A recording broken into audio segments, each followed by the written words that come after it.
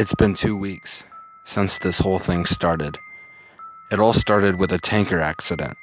It was all over the news. Everyone thought it was just another oil spill. There were plenty of volunteers, plenty of people wanted to help the poor defenseless animals, plenty of victims. Within hours of the tanker accident, it started happening. The animals had gone crazy. They were scratching and biting the cleanup volunteers. They said it was an adverse effect to whatever was in that tanker. Rescue workers were still trying to get the crew out of the ship. They could hear screaming inside, screams to open the doors. But that's when it all went to hell, as soon as they cut the door out. There was 6 minutes of broadcast before it all went silent. 6 minutes of screaming and agony. The ship crew attacked the rescue workers like rabid baboons, breaking bones and tearing flesh. The people on the shore weren't faring any better. Those that had been attacked by animals were attacking everyone else. It was worse than any war zone report. It was sheer brutality, and yet the broadcast went on for 6 minutes. 6 minutes, and then blank faces. Nobody could explain what was happening. They tried to continue with regular news, the economy, the weather, a cute human interest story, but they couldn't make us unsee what we saw. I tried to continue with my regular existence, but every time I switched back on the news or walked by a newsstand, it was there. That big mystery. They had some explanations, some kind of infection, brain parasites, but it didn't matter. It wasn't an infection we were afraid of. It was them. 4 days after the initial report, a state of emergency was raised, and yet we'd seen it all before. Every zombie movie ever. People didn't know who to trust. People were stockpiling food and weapons. Some people tried to flee, but it seems every zombie movie was right. They didn't make it. 3 days later, they arrived in my town. I expected moans, shuffling corpses, dismemberment. But that's where the movies lied. They ran through the streets, screaming. I remember running to my front door as fast as I could, locking, barricading, doing anything to make sure it would stay shut. And then I headed for the window. I was on the second story, and I could see the carnage. They were unstoppable. They were aware. A group of them made their way through a building across the street. They jumped straight through plate glass windows. Even the shards slicing through them made no difference. They just kept coming.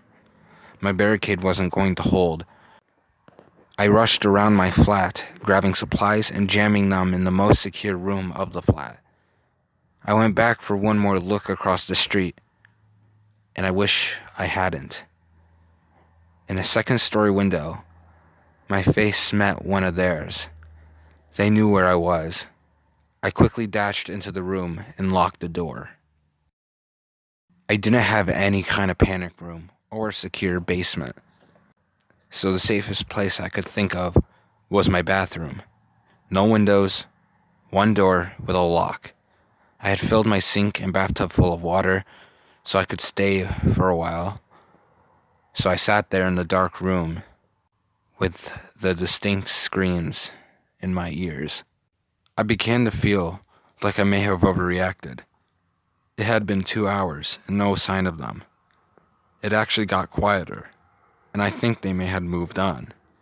Maybe I could leave the room, get to the kitchen, grab more food to wait it out. A crash came from the front door, the sound of someone running full force into the door and knocking down the barrier behind it. There was a couple more crashes before I knew they were inside. Rapid footsteps moving around the flat, a couple screams, and then a bang on the wall beside me. My eyes were open to their wildest, even in the pitch black darkness of the room. Another bang, and another. They knew I was there. and they knew I was scared.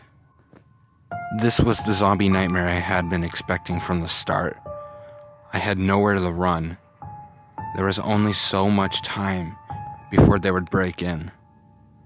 I sat with my back to the door, hoping my extra weight would make it harder for them to get in.